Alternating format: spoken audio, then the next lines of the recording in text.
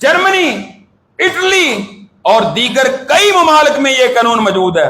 बल्कि कुछ पीछे चले जाएं, बरतानिया में भी तौहीन रसालत का कानून मौजूद था और हजरत ईसा अलैहिस्सलाम की तौहीन करने वाले हजारों लोगों को फांसी पर लटकाया गया। लेकिन फिर वक्त गुजरने के साथ साथ आहिस्ता आहिस्ता उन्होंने तब्दीलियां की और वो इस सतह पर आ गए। उन्होंने कहा कि किसी तरह इस कानून को खत्म किया जाए। पहले कानून की तारीफ को महदूद कर दिया गया। वो कैसे कि जनाब इसकी तारीफ में ये नहीं आता, जो इस तरह की बात करेगा वो भी गुस्ताखी में नहीं आती, जो इस तरह की गुफ्तगू करेगा वो भी गुस्ताखी में नहीं आती। तारीफ को महदूद किया गया और फिर अदालतों के जरिए अमली तौर पर कानून को गैर मुअस्सर बनाया गया कि तौहीन उसको समझेंगे जिसकी जो बदनीयती से तौहीन करे, कि एक तौहीन करे और दूसरा फिर वो ये कहे कि मेरी नीयत गलत थी। ये कौन कहेगा कि मैंने बदनीयती से बात की है।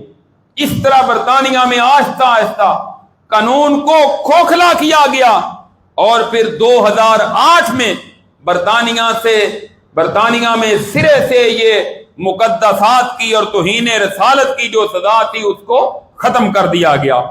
अब पाकिस्तान में भी ये तबका चाहता है ऐसे ही किया जाए। उसके लिए कभी कोई बहाना बनाते हैं, कभी कोई उधर तराशते हैं, कभी ये कहते हैं।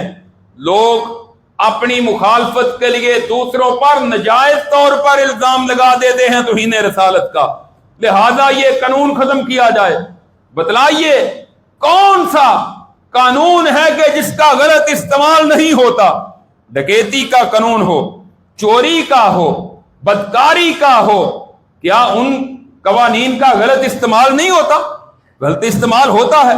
अब उसका हल क्या है? आप इन्वेस्टिगेशन में शफाफियत लाएं, दलाइल को परखें ताकि किसी को गलत सजा ना मिले, मुजरम को सजा मिले। या उसका हल यह है कि चोरी और डकैती का कानून ही खत्म कर दिया जाए, खुली आजादी दे दी जाए कि जिस तरह मर्जी को दंदनाता फिर? ये कौन सी अक्लमंदी और समझदारी है?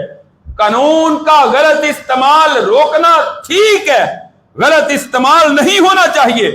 हम भी ये कहते हैं कि कानून का गलत इस्तेमाल ना हो, लेकिन उसका यह मतलब नहीं है कि कानून को सिरे से खत्म ही कर दिया जाए।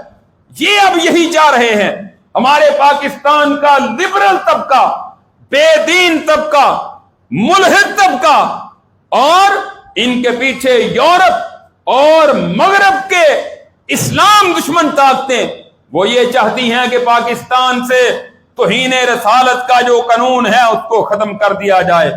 लेकिन ये बात याद रखें, अल्लाह के फजलो करम से इंशाअल्लाह जब तक अहले ईमान का एक बच्चा भी जिंदा है, अहले तौहीद, अहले हदीस, अहले सुन्नत जिंदा हैं, रसूलुल्लाह की इस्मत पर आंच नहीं आने देंगे इंशाअल्लाह। और अगर कानून तौहीन रसालत को 295C को खत्म करने की तरफ जाएगा, हम इंशाअल्लाह उनके आगे बंद बांधेंगे और कानून के दायरे में रहते हुए अपना एहतजाजी हक जो है वो इख्तियार कर सकते हैं। उस पर कौन पाबंदी लगा सकता है?